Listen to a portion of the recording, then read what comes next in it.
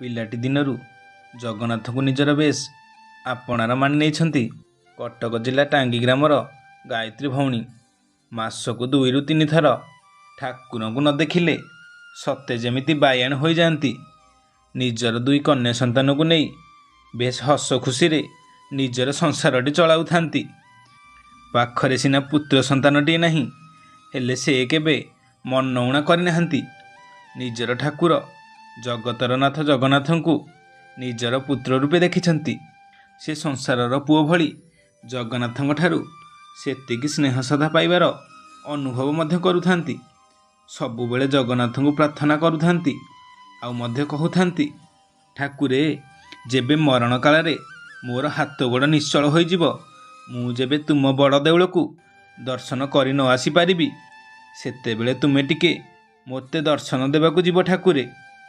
କରୁଣା ରଖିଥିବୁରେ ତୁ ମନ ମଉଣିଆ। ଏମିତି କହି ଭଗବାନଙ୍କ ଉପରେ ନିଜର ବିଶ୍ୱାସ ଦୃଢ଼ ରଖିଥାନ୍ତି। ଗତ ମାର୍ଗଶିର ମାସରେ ଜଗାକୁ ଦେଖିବାକୁ ଯାଇଥିଲେ ମଧ୍ୟ ମନଟା ବୁଝୁନଥାଏ। ସବୁବେଳେ ମନଟା ଖାଲି ଜଗା ଦର୍ଶନ ଆଡ଼କୁ ଟାଣିନିଏ। ହେଲେ କ'ଣ ବା କରିବେ ଗାୟତ୍ରୀ ଭଉଣୀ, କର୍ମମୟ ଜଞ୍ଜାଳ ଭିତରେ ଛନ୍ଦି ହୋଇଯାଉଛନ୍ତି। କେବଳ ମନକୁ ବୁଝାଇବା ପାଇଁ ଟିଭି ମାଧ୍ୟମରେ ଅନୁଭୂତି ଗୁଡ଼ିକୁ ଦେଖୁଥାନ୍ତି।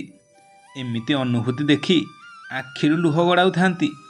ଏହା ଦେଖି ନିଜର କୁନି ଝିଅ କହିଲେ, ମା ତୁ କାନ୍ଦେନା, ତୁ ପରା ତୋ ଠାକୁରକୁ ପୁଅ କରିଛୁ, ସେ ତୋତେ କାଲି ଆସି ନେଇଯିବ। ଏମିତି ହୋଇ ସେଦିନ ରାତିରେ ସମସ୍ତେ ଶୋଇପଡ଼ିଲେ। ହେଲେ ଗାୟତ୍ରୀ ଭଉଣୀକୁ କୋଉ ବା ନିଦ ଆସୁଛି। ପ୍ରତି ଅଧଘଣ୍ଟାରେ ଥରେ ଲେଖାଏ ମୋବାଇଲକୁ ଅନ୍ କରି ସମୟ ଦେଖୁଥାନ୍ତି। ଏମିତି ହୋଇ ଭୋର 4ଟା ବାଜିଗଲା ପରେ ଗାୟତ୍ରୀ ଭଉଣୀ ଶେଯରୁ ଉଠି ଚଞ୍ଚଳ ନିଜର ଘରର ପାଇଟି ପତ୍ର ସାରି ଗାଁ ବସ୍ ଷ୍ଟାଣ୍ଡକୁ ଯାଇ ବାହାରି ପଡ଼ିଲେ ପୁରୀ ଅଭିମୁଖେ। ବସ୍ ଛାଡ଼ିବା ପରଠୁ କେତେଥର ଅବା ବସ୍ କଣ୍ଡକ୍ଟରକୁ ପଚାରି ସାରିଲେଣି, ଆଉ କେତେ ବାଟ ରହିଲା ପୁରୀ। ବସ୍ ଭିତରେ ବସି ମନ ଭିତରେ ଗୋଟିଏ କଥା ଭାବୁଥାନ୍ତି, ତୋତେ ମୋର ସବୁ କିଛି ଭାବି ଆଜି ତୋର ଦର୍ଶନ ପାଇଁ ଆସିଛି, ମୋତେ ଟିକେ ଭଲରେ ଦର୍ଶନ ଦେଇଦେବୁରେ ଜଗା। ଏମିତି ଭାବିବା ଭିତରେ ବସର ହେଲ୍ପର ପୁରୀ ଦାଣ୍ଡ ଆସିଲା ବୋଲି ଜୋରରେ ଡାକ ଛାଡ଼ିଲାଣି।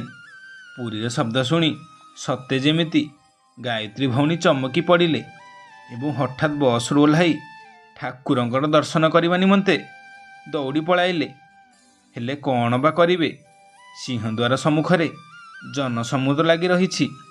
ସୋରିଷ ପକାଇବା ପାଇଁ ମଧ୍ୟ ଜାଗାଟିଏ ନାହିଁ। ଏହା ଦେଖି ଗାୟତ୍ରୀଙ୍କର ମନ ଭିତରଟା ସତେ ଯେମିତି ଉଦାସ ହୋଇଗଲା ଓ ସେ ଏତେ ଭିଡ଼ ଭିତରେ ସିଂହଦ୍ୱାର ନିକଟରେ ଯାଇ ଠାକୁରଙ୍କୁ ମୁଣ୍ଡିଆଟିଏ ମାରି କାନ୍ଦି କାନ୍ଦି କହିଲେ, ସତରେ ତୋତେ ଦେଖିବାର ଆଶା ନେଇ ଏତେ ବାଟରୁ ଧାଇଁ ଆସିଲି, ତୁ କ'ଣ ମୋତେ କଳାବଦନର ଦର୍ଶନ ଦେବୁନି? ଏତିକି ବେଳେ ସାମ୍ନା ପଟୁ ଜଣେ ପଣ୍ଡା ଆସି ଗାୟତ୍ରୀ ମା'ଙ୍କୁ ପଚାରିଲେ, ମା କ'ଣ ପାଇଁ କାନ୍ଦିଛୁ? ଏଠି କ'ଣ ତୋର ପୁଅ ହଜିଯାଇଛି? ଏହା ଶୁଣି ଗାୟତ୍ରୀ ଭଉଣୀ କହିଲେ, ନା ନା ଗୋସାଇଁ, ମୋର କେହି ହଜି ନାହାନ୍ତି, କିନ୍ତୁ ମୁଁ ଟିକେ ମୋର ପୁଅ ଜଗାକୁ ଦେଖିପାରୁନାହିଁ, ସେଥିପାଇଁ ମୁଁ କାନ୍ଦୁଛି। ଏହା ଶୁଣି ସେ ପୁରୋହିତ ଜଣକ କହିଲେ, ତୋ ଜଗାକୁ ଦେଖିବୁ। ଏମିତି କଥା ଶୁଣି ଗାୟତ୍ରୀ ଭଉଣୀ ଟିକେ ଉଦାସ ହୋଇଗଲେ ଏବଂ ସେ ପୁରୋହିତଙ୍କ ସାଙ୍ଗରେ ମନ୍ଦିର ଭିତରକୁ ଗଲେ। ଏବଂ ସେ ପୁରୋହିତଙ୍କ ସାଙ୍ଗରେ ମନ୍ଦିର ଭିତରକୁ ଗଲାବେଳେ ସତେ ଯେମିତି ଗାୟତ୍ରୀ ଭଉଣୀ କିଛି ଅପୂର୍ବ ଶକ୍ତିର ଅନୁଭବ କରୁଥିଲେ। ସେ ପୁରୋହିତ ଜଣକ ଗାୟତ୍ରୀଙ୍କୁ ନେଇ ଏମିତି ଏକ ଜାଗାରେ ଠିଆ କରାଇଦେଲେ ଯେ ଗାୟତ୍ରୀ ଜଗାଙ୍କୁ ସମ୍ପୂର୍ଣ୍ଣ ଭାବେ ଦେଖିବାକୁ ପାଇଲେ। ସତେ ଯେମିତି ମନ ରୂପକ ଭଁରଟା କଳା ଶ୍ରୀମୁଖ ରୂପକ ଫୁଲରୁ ମଧୁ ସଂଗ୍ରହ କରୁଥାଏ। ଠାକୁରଙ୍କ ଆଖିରେ ଆଖି ମିଶାଇ ଗାୟତ୍ରୀ ଭଉଣୀ ନିଜର ଲୁହକୁ ଚାପି ପାରିଲେ ନାହିଁ ଏବଂ ଆଖି ବୁଜି ମୁଣ୍ଡିଆ ମାରିବା ପରେ ଦେଖିଲା ବେଳକୁ ସେ ପୁରୋହିତ ସେଠାରେ ନଥିଲେ ଏବଂ ଗାୟତ୍ରୀ ଭଉଣୀ ସବୁ ଜାଣିପାରିଲେ ସେ ହିଁ କେବଳ ମାୟା ରୂପରେ ଆସିଥିବା ବଡ଼ ଠାକୁର।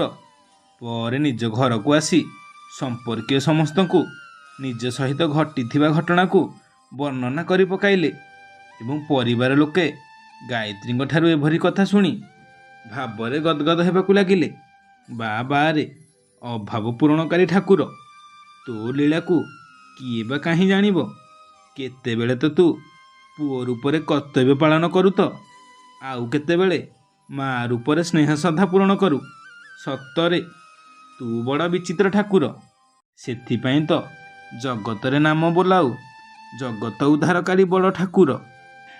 କଟକ ଜିଲ୍ଲା ଟାଙ୍ଗିରୁ ଗାୟତ୍ରୀ ଭଉଣୀଙ୍କ ଦ୍ୱାରା ଘଟିଯାଇଥିବା ଏକ ଛୋଟିଆ ଅନୁଭୂତିଟିଏ ଭାବୁଛି ଆପଣଙ୍କ ମନକୁ ନିଶ୍ଚୟ ଛୁଇଁଥିବ।